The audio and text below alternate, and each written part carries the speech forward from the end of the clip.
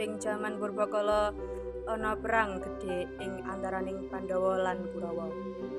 Yaiku perang antaraning Bima lan Duryodana. Yaiku perang Bratayuda. Nalika perang wis ngluhur banget, Duryodana isih njaga semangat lan ora gelem sudi kalah. Lan banjur nantang Bima perang maneh.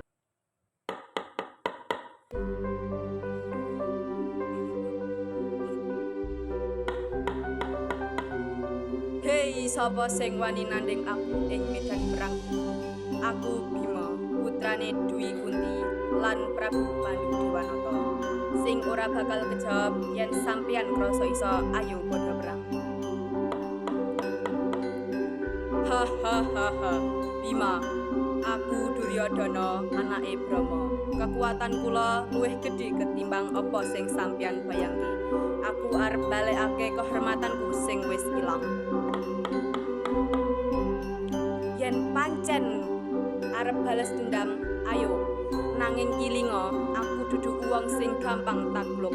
Wis akeh wong sing nyoba nanging mung dadi debu ing ngisor sikil. Yen sampeyan krasa kaya ngono, wenehi kula prabédan kekuatan iki, Bima. Aku bakal ngrusak sampeyan lan balekake kabeh sing ilang. Ayo. Ngono keberanianmu mung omong kosong. Sare Duryodana nganggo senjata gaib. Kuwi sing sampeyan sebut kekuatan. Aku durung krasa apa-apa. Rasakno iki serangan saka Badaraja.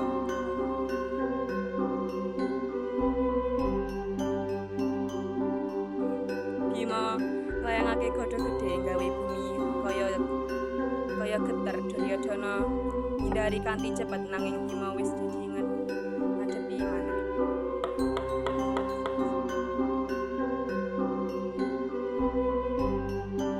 Yoh, kekuatanmu luwih gedhe timbang sing tak kira, Bima.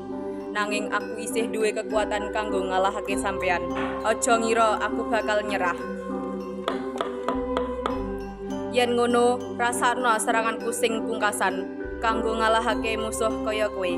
Aku bakal gunakake kekuatan sejati sing tak duweni. Bima kanthi kekuatan gedhe nglayangake godho. Duryodana kelempar adoh. Halah kalah, nanging elinga Bima, aku dudu musuh pungkasan sing bakal teka. Perjuangan iki mungkin durung rampung, nanging saiki keadilan wis menang. Bali menyang panggonmu Duryodana, jedhekake kekalahan iki piulang kangge sampeyan.